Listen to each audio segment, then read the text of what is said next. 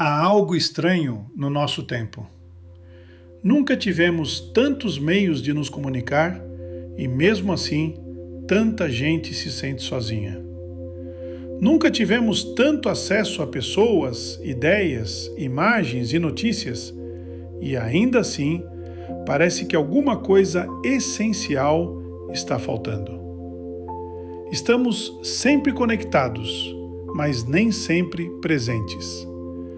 Conversamos o tempo inteiro, mas muitas vezes sem realmente encontrar ninguém. Vemos rostos, ouvimos vozes, lemos mensagens, reagimos a tudo e no fim do dia ainda fica um vazio difícil de explicar. Talvez você já tenha sentido isso. Um cansaço que não vem só do trabalho. Uma fadiga que não se resolve com descanso. Uma sensação de excesso. Informação demais, barulho demais, estímulo demais, mas sentido de menos. Este episódio começa justamente aí.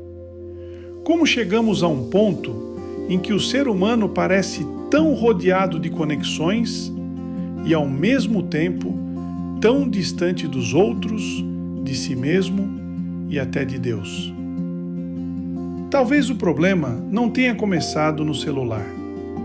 Talvez ele tenha começado muito antes. Talvez o isolamento digital seja apenas o rosto mais recente de uma crise muito mais antiga.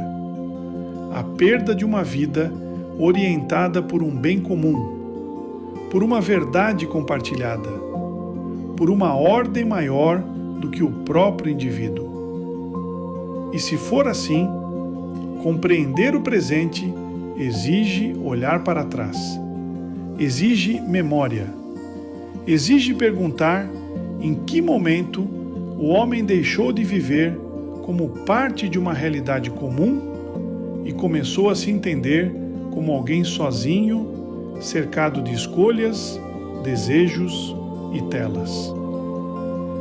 A ideia central deste episódio é esta. O isolamento digital não apareceu do nada. Ele é resultado de uma longa mudança na maneira como o Ocidente passou a entender a vida, a sociedade e o próprio ser humano.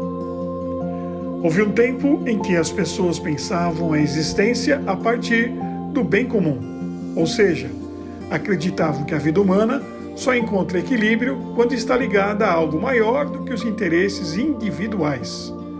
A pessoa não era vista como uma ilha, ela fazia parte de uma ordem, de uma comunidade, de uma realidade com sentido. Com o passar do tempo, essa visão foi se enfraquecendo. Aos poucos, o centro deixou de ser o bem de todos e passou a ser o interesse de cada um. O que antes era pensado como comunhão, começou a ser pensado como concorrência. O que antes era vocação partilhada, passou a ser projeto individual. E quando essa lógica amadurece, ela produz o tipo humano que conhecemos tão bem hoje. Alguém que precisa construir a si mesmo o tempo inteiro, defender a própria imagem, administrar desejos, buscar reconhecimento e manter-se ativo sem nunca encontrar descanso verdadeiro. O mundo digital entra nessa história como acelerador. Ele não inventa a solidão, ele amplia uma solidão que já vinha sendo preparada havia séculos. Multiplica as conexões, mas não cura a falta de comunhão. Multiplica as vozes, mas não devolve automaticamente a palavra que dá sentido. Por isso, este episódio quer mostrar que a crise atual é, ao mesmo tempo, histórica, cultural, espiritual e humana. E quer também abrir uma pergunta de esperança. Será que ainda é possível recuperar o outro, o sentido, o mistério, a presença? Para perceber o tamanho da mudança, é preciso recordar que nem sempre o homem entendeu a vida como pensa hoje. Durante séculos, especialmente na tradição medieval cristã, havia a convicção de que o mundo possuía ordem, sentido e finalidade. Isso não quer dizer que aquele tempo fosse perfeito, não era, mas havia uma ideia forte que hoje quase desapareceu. A de que a realidade não é um caos sem direção. A criação tinha inteligibilidade. A vida humana tinha um fim. A sociedade não era apenas uma soma de interesses privados. Existia algo chamado bem comum. O bem comum não era simplesmente o que é útil para a maioria. Era algo mais profundo. Era a ideia de que uma comunidade só floresce de verdade quando as pessoas participam de uma ordem de vida que é boa para todos, sem que isso destrua a dignidade de cada um. Nesse horizonte, o ser humano não se entendia como alguém que precisava inventar sozinho o próprio sentido. Ele recebia a vida dentro de uma tradição, de uma linguagem, de uma visão do mundo, de uma comunidade, de uma relação com Deus. A filosofia e a teologia escolástica, com toda a sua precisão, tentavam mostrar justamente isso, que a razão humana pode conhecer a verdade, que existe uma ordem moral real, que a vida política tem responsabilidade diante do bem comum e que a liberdade humana não é pura vontade solta, mas resposta a um bem verdadeiro. Quando olhamos para uma catedral antiga, por exemplo, vemos mais do que pedra e arte. Vemos um testemunho de uma época em que fé, pensamento, beleza, trabalho e vida social ainda participavam de uma mesma visão. Esse mundo começou a se romper. E quando isto aconteceu, não perdemos apenas algumas ideias antigas. Perdemos uma forma de habitar a realidade. Perdemos uma gramática de sentido. Para entender a ruptura moderna, é preciso olhar para um momento muito delicado da história. Nem sempre a política foi pensada como pensamos hoje. Durante muito tempo, governar não significava apenas organizar leis, administrar conflitos ou manter a ordem pública. A política era vista dentro de uma realidade maior, ligada a uma visão do mundo, da verdade, da moral e também de Deus. É nesse ponto que aparece uma figura importante no século XIV, Marcílio de Pádua. Ele não faz um ataque direto a Tomás de Aquino. Ele não simplesmente nega tudo o que veio antes. O que ele faz é algo mais profundo e mais decisivo. Começa a separar a política da teologia. Isso muda muita coisa, porque até então a ordem política ainda era pensada em ligação com uma ordem mais alta, com uma legitimidade que não vinha apenas dos homens, mas também de Deus. Em Marcílio, esse eixo começa a mudar.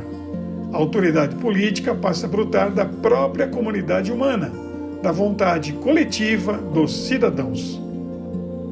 Em outras palavras, a paz já não aparece em primeiro lugar como reflexo de um cosmos divinamente ordenado. Ela passa a ser vista como resultado de uma ordem construída pelo legislador humano. À primeira vista, isso pode parecer apenas um detalhe técnico, mas não é. É uma mudança de fundamento. Quando a política deixa de depender claramente de uma legitimidade transcendente, ela ganha um novo tipo de autonomia. O poder civil começa a caminhar com as próprias pernas. O Estado deixa de ser pensado como parte de uma ordem sagrada mais ampla e passa, cada vez mais, a ser entendido como um instrumento de organização, estabilidade e governo. A consequência histórica disso é enorme. A Igreja perde parte do seu lugar como centro legitimador da ordem política. O poder temporal já não precisa da mesma forma da bênção espiritual para existir e se justificar. Abre-se, assim, o caminho para a política moderna. Mas aqui é importante fazer uma distinção com calma.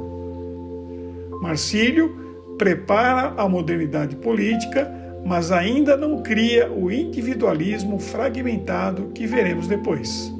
Ele separa a política da teologia, sim, só que ainda preserva algo muito importante: a ideia de que a comunidade política tem unidade e de que o bem comum continua sendo um horizonte real. Ou seja, o indivíduo, nesse momento, ainda não aparece como alguém completamente solto, fechado em si mesmo, movido apenas por interesses privados. Ele ainda está integrado num corpo político. Ainda existe coesão. Ainda existe uma vontade coletiva. Ainda existe a noção de que a vida comum precisa de uma direção compartilhada. Por isso, esse momento histórico é tão importante, porque nele a fragmentação ainda não chegou ao seu estágio completo, mas o solo começa a se mover. A raiz da mudança já foi tocada. A política começa a deixar de olhar para cima e começa a se organizar a partir de si mesma. E, uma vez aberta essa porta, outros passos virão. Depois, o sujeito ganhará cada vez mais centralidade.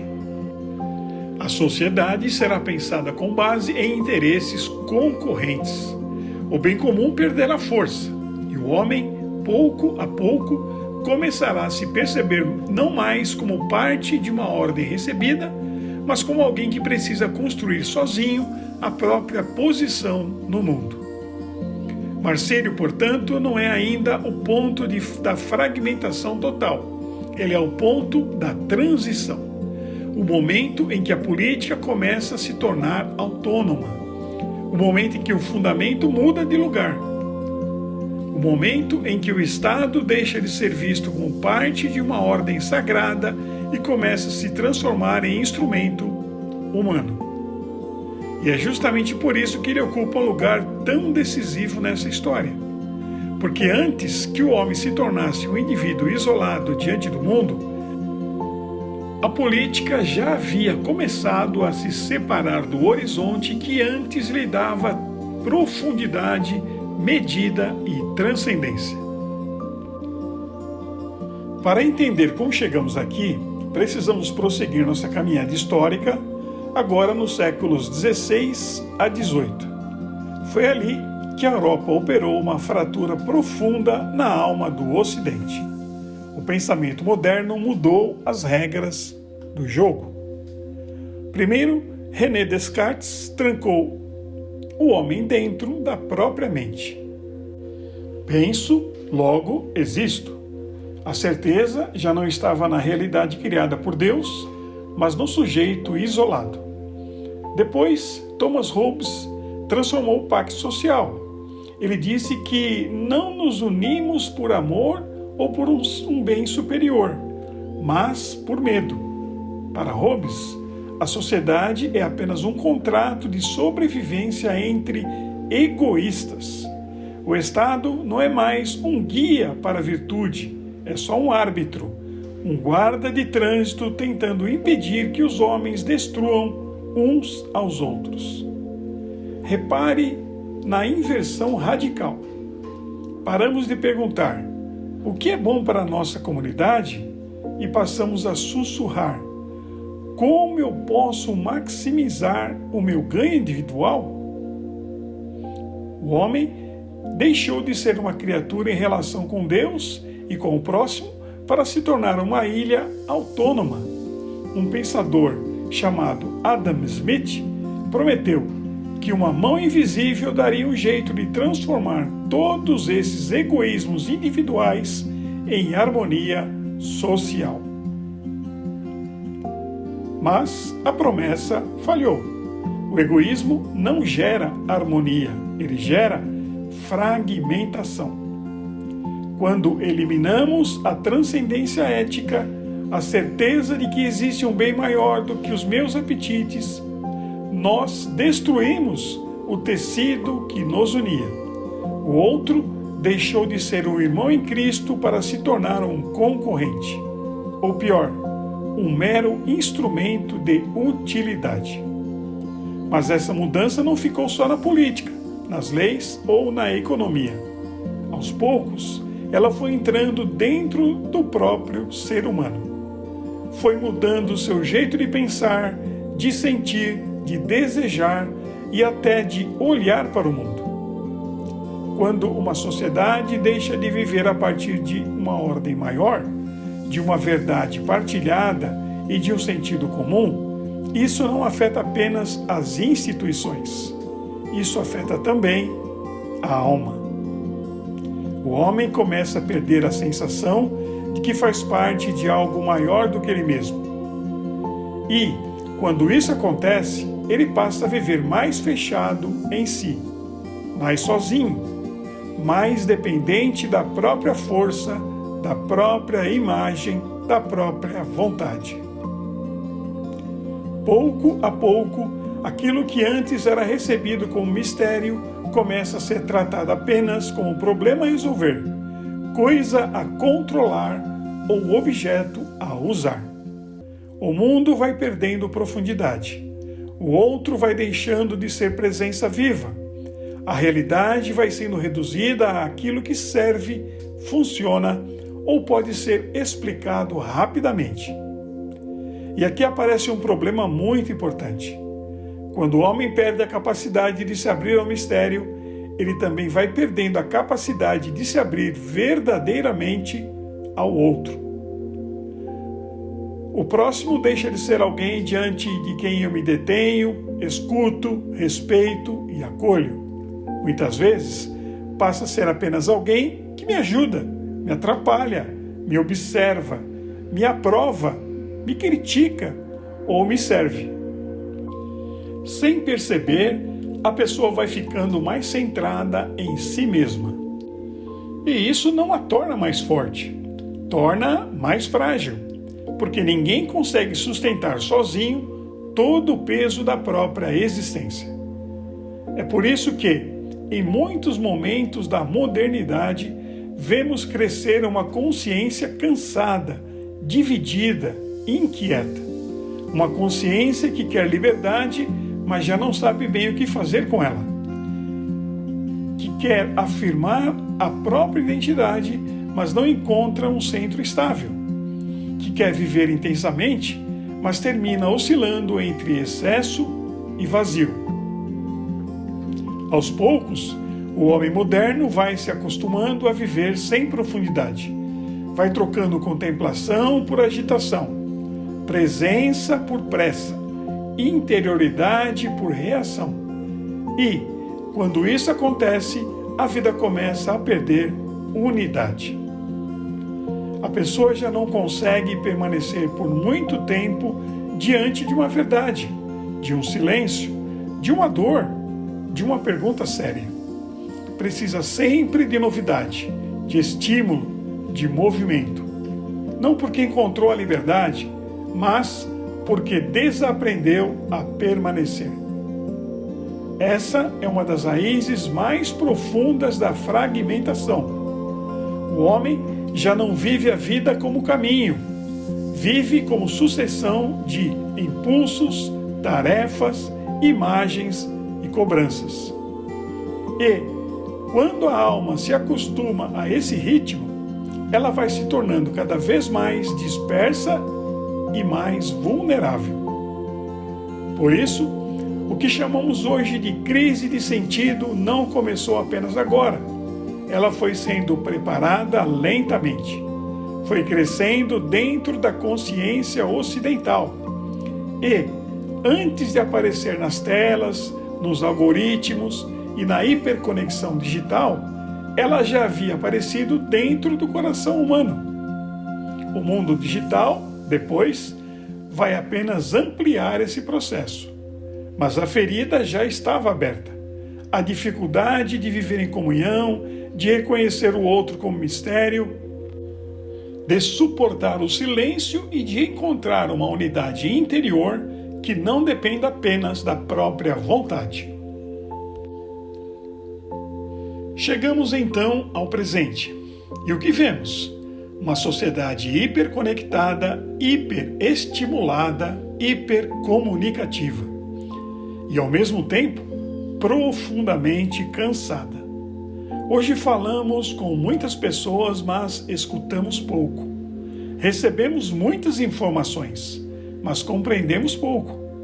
Somos estimulados o tempo inteiro, mas amadurecemos pouco. Há excesso de comunicação, mas falta encontro. Há excesso de conteúdo, mas falta sabedoria. O ambiente digital intensifica tudo isso. Ele nos mantém em estado de alerta permanente. Cada notificação pede atenção. Cada imagem quer capturar o olhar.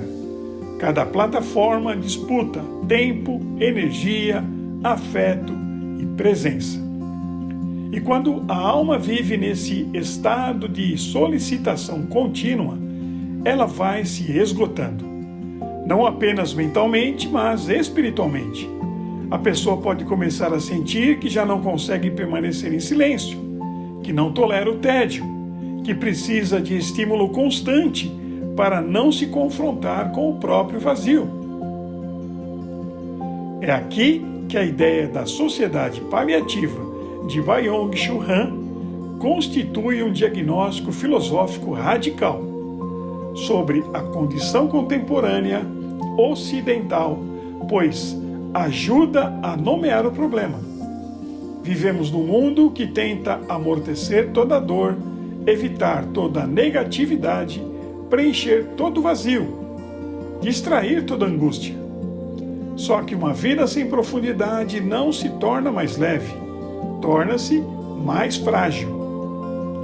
A tristeza vira desajuste, o sofrimento vira a falha do sistema, o limite vira intolerável, a espera vira ameaça e, sem espaço para a dor, também não sobra espaço para a transformação verdadeira. Por isso a depressão, o esgotamento e a sensação de perda de sentido não podem ser vistos apenas como problemas privados. Em muitos casos, eles revelam algo maior. Uma cultura que perdeu o vínculo com o mistério, com a alteridade, com a duração, com a presença. O homem contemporâneo está cercado por conexões, mas frequentemente separado do outro, de si mesmo e de qualquer horizonte transcendente. E essa talvez seja a definição mais dolorosa do nosso tempo. Muita interface, pouca comunhão. Bem, se existe uma genealogia da fragmentação, também pode existir um caminho de reencontro. E é aqui que a tradição cristã oferece algo decisivo, não como fórmula mágica, não como nostalgia vazia, não como discurso moralista, mas como uma visão do homem e da vida que ainda pode curar aquilo que a lógica moderna fragmentou. O cristianismo começa lembrando algo que o homem contemporâneo esqueceu. Nós não somos o ponto de partida absoluto de nós mesmos. Não somos apenas autores da própria identidade. Somos criaturas. Recebemos a vida. Recebemos o ser. Recebemos o outro como chamado, não apenas como opção. Isso muda completamente o horizonte. Porque se a vida é recebida, então ela não precisa ser fabricada o tempo inteiro. Se o outro é dom, ele não precisa ser reduzido à função. Se o tempo é caminho, ele não precisa ser apenas pressão. Se o sofrimento pode ser atravessado com sentido, ele não precisa ser negado a qualquer custo. A resistência cristã, então, não é fuga do mundo, é uma forma mais verdadeira de habitá-lo. É reaprender a presença num tempo de dispersão, reaprender a comunhão num tempo de isolamento, reaprender a gratuidade num tempo de mercado total. Reaprender o mistério num tempo que só valoriza o que pode ser medido. Essa resistência pode aparecer em gestos muito concretos. Uma comunidade que reza e escuta, uma amizade fiel, uma família que ainda sabe partilhar o tempo, uma liturgia que devolve ao homem a experiência da reverência, uma vida que não se define apenas por desempenho, produção e imagem. No centro dessa resistência está a recuperação do rosto do outro, porque enquanto o outro voltar a ser presença e não objeto, ainda haverá esperança. Enquanto a vida voltar a ser dom e não apenas projeto, ainda haverá saída. Enquanto o homem puder voltar a escutar, ainda haverá caminho. O cansaço do homem moderno esconde uma promessa. Mesmo no vazio, ele ainda tem sede de sentido. No fundo, todos sabemos que existir não pode ser apenas reagir a estímulos, administrar aparências e atravessar dias sem eixo. A nossa crise atual é intensa, mas a história da fé nos ensina que a vida renasce justamente onde parecia haver apenas silêncio e sepulcro. Diante de um mundo que tenta reduzir a alma a fluxo digital e dados estatísticos, o nosso maior ato de rebeldia é a interioridade. Não aceite viver uma liberdade vazia. Reencontre o fundamento que sustentou a civilização e que ainda pode restaurar o seu coração. O diagnóstico está feito, mas a saída já começou. A esperança cristã não ignora as ruínas da história, mas afirma, com a força da ressurreição, que a noite não tem a última palavra. A luz tem o poder de atravessar a pedra. Se o nosso século adoeceu por excesso de conexão e falta de presença, a cura não virá de mais ruído, mas do reencontro com o real, com o rosto do outro, com Deus. Se esse tema tocou algo real em você, se você também percebe que a crise do nosso tempo é mais profunda do que parece, então permaneça conosco. Se inscreva no canal Alegria que Permanece, curta esse episódio do programa Pensar para Viver, porque compreender de onde veio o nosso isolamento talvez seja o primeiro passo para reencontrar o caminho de volta.